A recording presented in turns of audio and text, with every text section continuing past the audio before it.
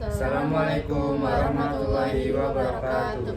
Perkenalkan, kami dari kelompok 9 akan membuat video pembelajaran sejarah tentang sejarah Kerajaan Banjar. Kelompok kami beranggotakan saya, Febrian Nagista, absen 13. Saya Zahra Syida, absen 35. Saya Melin Maulita, absen 21. Baik, langsung saja kita ke video pembelajarannya. Letak kerajaan. Kesultanan Banjar atau disebut juga Kerajaan Banjar merupakan salah satu kerajaan Islam di Nusantara. Kesultanan Banjar adalah sebuah kesultanan yang wilayahnya saat ini termasuk dalam Provinsi Kalimantan Selatan, Indonesia. Kesultanan Banjar berdiri dari abad 16 hingga abad 20. Selama 4 abad berdiri, Kesultanan Banjar mengalami beberapa kali pindah ibu kota pemerintahan, hingga yang terakhir di Kayu Tangi, Martapura, Kalimantan Selatan.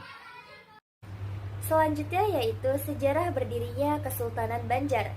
Kesultanan Banjar dapat dikatakan sebagai penerus kerajaan bercorak Hindu di Kalimantan, yaitu Negara Doho, Kuripan atau Amuntai, Gagelang, Pudak Sategal, dan Pandan Arum.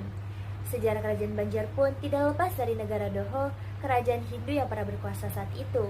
Raja Negara Doho, Raden Sukarama, mewasiatkan tahta kerajaan kepada cucunya yaitu Raden Samudra.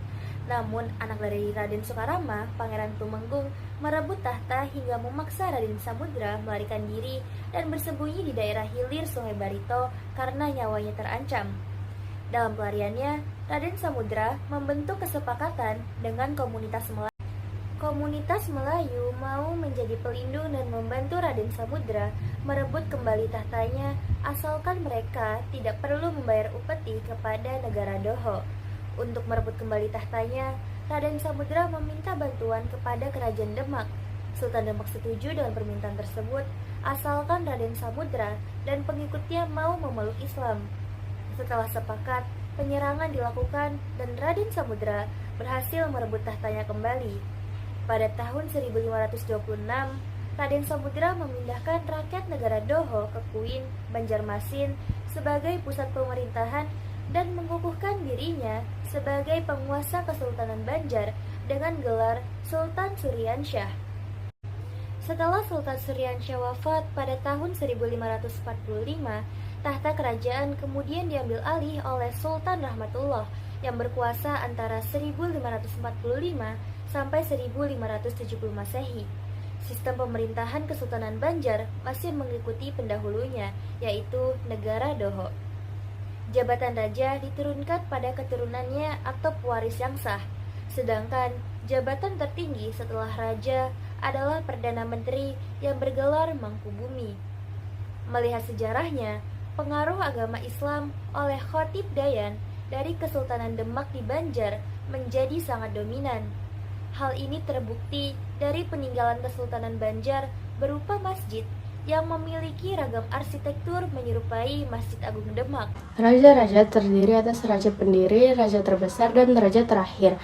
Raja pendiri Sultan Suryansyah yang memiliki nama asli Raden Samudra merupakan seorang pemuda yang diangkat menjadi raja pertama sekaligus pendiri kerajaan Banjarmasin oleh para patih di hilir Sungai Barito. Raja terbesar masa kejayaan Kesultanan Banjar berada pada dekade pertama abad ke-17 di bawah pimpinan Sultan Mustain Billah. Raja terakhir kerajaan Banjar adalah Sultan Muhammad Seman yang merupakan putra dari Pangeran Antasari Panembahan Amiruddin Khalifatul Mukminin. Sumber sejarah. Salah satu prasasti yang penting dalam sejarah Kerajaan Banjar adalah Prasasti Ujung Medang. Prasasti ini ditemukan di Desa Ujung Medang, Kabupaten Tapin, Kalimantan Selatan. Prasasti ini memberikan informasi tentang pemerintahan kerajaan pada masa lalu, termasuk tentang sistem administrasi, pemberian tanah, dan peraturan-peraturan lainnya yang berlaku di wilayah tersebut. Prasasti ini menjadi bukti konkret tentang keberadaan dan peran penting Kerajaan Banjar dalam sejarah Kalimantan. Selain prasasti Ujung Medang, terdapat beberapa prasasti lain yang menjadi bukti berdirinya Kerajaan Banjar. Antara lain yaitu prasasti Batu Mandiangin. Prasasti ini ditemukan di Desa Mandiangin, Kabupaten Hulu Sungai Selatan. Meskipun tidak secara langsung berkaitan dengan Kerajaan Banjar, prasasti ini memberikan informasi tentang hubungan antara Kerajaan Banjar dengan kerajaan-kerajaan lain di Kalimantan Selatan. Peristiwa penting. Perang Banjar merupakan wujud perlawanan umat Muslim Banjar terhadap Belanda. Perang ini merupakan salah satu mata rantai sejarah perang kemerdekaan, utamanya pada abad ke-19.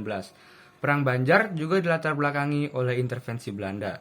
Hal ini tampak dalam pengangkatan Belanda terhadap Tamjidillah sebagai Sultan Banjar pada tahun 1857. Pengangkatan Tamjidillah menjadi Sultan Banjar ini telah melanggar surat wasiat yang dibuat oleh Sultan Adam yang menghendaki Pangeran Hidayatullah untuk menjadi sultan ketika ia nanti wafat.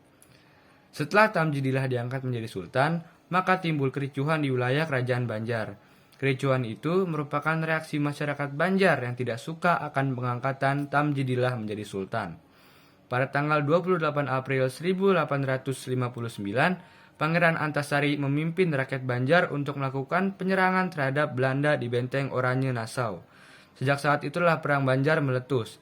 Dalam Perang Banjar ini, Pangeran Antasari tampil ke gelanggang perjuangan bahu-membahu dengan pejuang lainnya untuk menyelamatkan kerajaan Banjar dari tangan Belanda. Yang menarik, Pangeran Antasari mengucapkan sumpah haram manyarah wajah sampai kaputing yang berarti bahwa perjuangan dipandang haram kalau menyerah kepada Belanda. Oleh karena itu, perjuangan harus diteruskan sampai tercapai apa yang dicita-citakan, yaitu tanah Banjar bebas dari penjajahan. Selanjutnya yaitu runtuhnya kerajaan. Kesultanan Banjar runtuh pada awal abad ke-20 karena kolonisasi Belanda yang semakin intensif dan tekanan politik mereka terhadap kesultanan.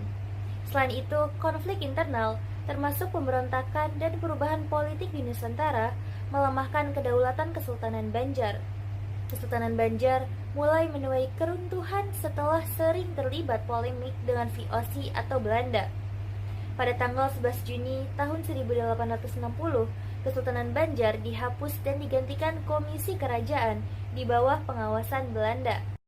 Runtuhnya kerajaan.